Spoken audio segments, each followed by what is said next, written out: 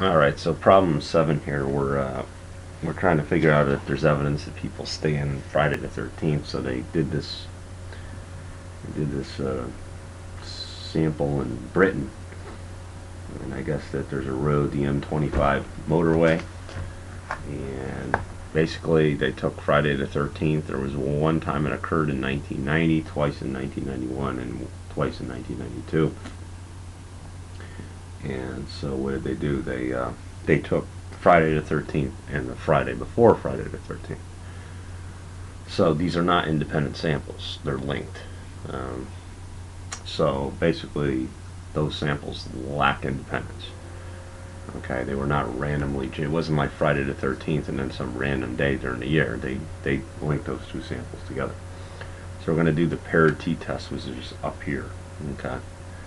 So our null hypothesis would be this, and our alternative would be this, where we did Friday the 6th minus Friday the 13th. Okay. So the way that I did that is I put those in my calculator. That's the 6th, that's the 13th, and that's L1 minus L2. Okay. So they already did the test. So we're going to use the top one right here. This p-value comes out to 0.0212. We're going to reject the null. We're going to accept the alternative. So there is evidence that less people travel on this M25 roadway on Friday the 13th. Okay. So that's part B. Now part C says, let's talk about conditions. So this was not a random sample. We think is representative. This is a match paired condition. This would be less than 10% of all days where Friday the 13th occurs. And then to check the normal condition, all you got to do is go to stat plot and plot.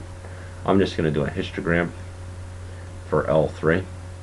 Okay, and I set my window because when I look at my difference goes up to, from my lowest number is 321 and my largest number is like 4,500. So I'm going to set my window to go from 0 to 5,000 by 1,000, and I'm going to graph that. So that's roughly unimodal and symmetric because it's a small sample. So that would not hold me back. That 4,000 could be considered an outlier, but it's not way out of whack. So I would say, as far as the normal condition goes, and since we have such a small sample, I think we're okay to go and proceed with the test. Small sample, so it's questionable whether this has met all the conditions because we don't know if they were randomly chosen, and we also don't know if this meets the normal condition.